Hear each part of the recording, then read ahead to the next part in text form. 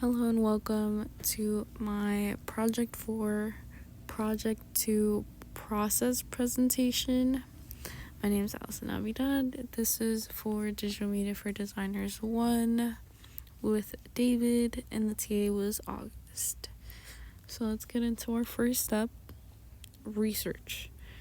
Okay, research was important because I had no clue what a type specimen book or booklet was before this. So to give you guys a recap, if you don't know, it's pretty much just like a book or booklet created based off a typeface to show designers the capabilities of it and what it was generally made for, and it's so you can use the font to your advantage and really utilize it without having to go through the hassle of oh, is this gonna work for my project or not, you know what I mean, and having to do it all by yourself and do this research. So these are the 3 type specimen books I looked at. Choya, Chowdown, and Baskerville. And if you want to look at these, there's links. A review of the Gestalt principles really quick recap: the similarity, continuity, proximity, closure, figure and ground, symmetry and order. And finally, my subject font is Play for Display, and my complement is Lotto. It's actually Lotto Thin. I should correct myself, but the history is pretty much it's a serif typeface. It was created in 2011, but it's inspired by the 18th century, and it's used for pretty much titles and headlines, and it's made to be used larger, but it could also be used generally.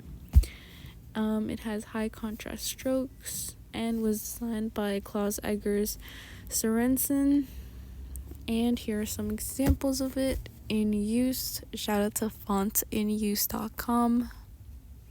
Here's a book. This is a website. This is more books.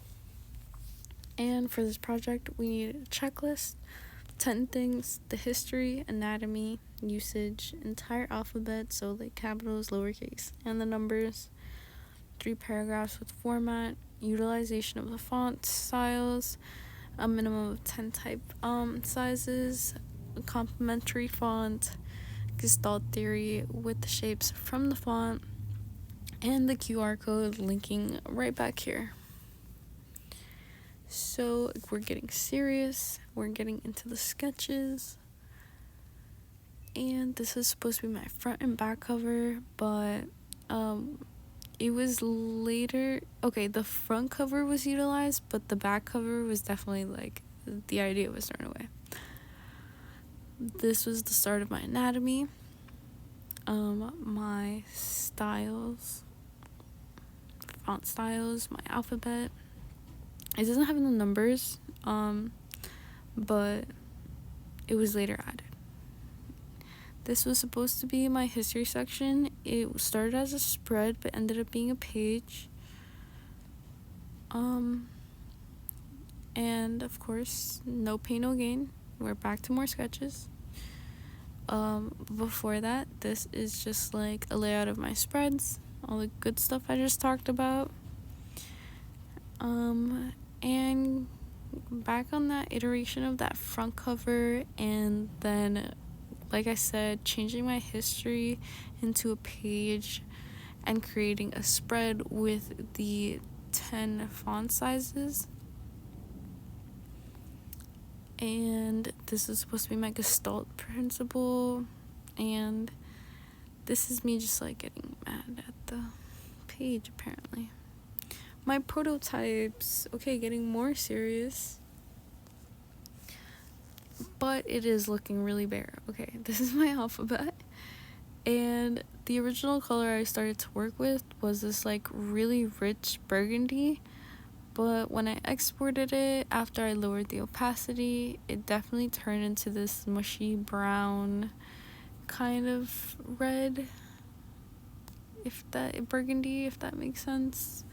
You can see it a tiny bit more here with the contrast of the white, but it definitely wasn't looking how I wanted it to. So again, with the opacity, it turned into this brown, and at the moment my usage page was definitely really busy. It just looked like a lot. But this is it as a spread altogether. They're definitely all giving ugly. Okay, it's not that bad, but I wasn't happy. So moving on to this, from this like really sad spread, we went back to try to make it a little more pretty. So this is me really going through it, if you can like look at it closely. Oh, my alphabet, yeah, I was like struggling so hard to make it look more interesting, because you know, we all know what the alphabet looks like. There's so many ways that you can change it to make it look interesting, but I definitely did my thing. So this is the things that I iterated from my spread. I did the cover, the anatomy, the gestalt, no, not the gestalt, the usage, the alphabet, and the font styles in the back. Starting off with the front and the back, we changed this to a really pretty purple. I don't know why I didn't start with purple. I love purple. And it was getting a little boring, so I started this kind of like fading effect with the letters by using the different font styles. And yeah, my QR code here is not working. I eventually did change it to something that actually works. This is the start of my font styles. I didn't really like it where it was here. I just felt like when I put it into the spread, it wasn't as unified with the rest of the pages. So I'll show you what I did later. This is my new usage section. It's I like it a lot more. The colors are definitely bouncing off of each other with the purple.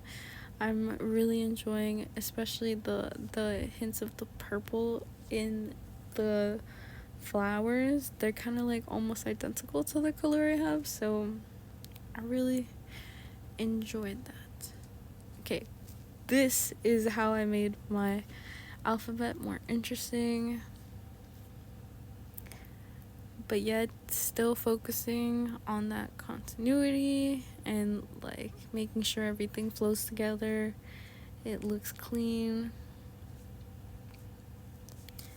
This was my anatomy, and this was it all together in the spreads. So I'm pretty happy here. We do need a little more love. So yeah, just like the GIF, I have no idea. I lost count of how many days it's been. But look, I actually have a QR code that works, because my site is live. And oh, this is okay, I actually love this page now. I went back and I did the same thing that I had on the cover, and I like faded out the letters using more letters, and I love it. It's great. I love it so much. And this is everything together as a spread. I'm not even gonna bother showing you the history section because I didn't finish it. I'm so sorry. I'm sorry, David. And yeah, happy holidays. I will see you next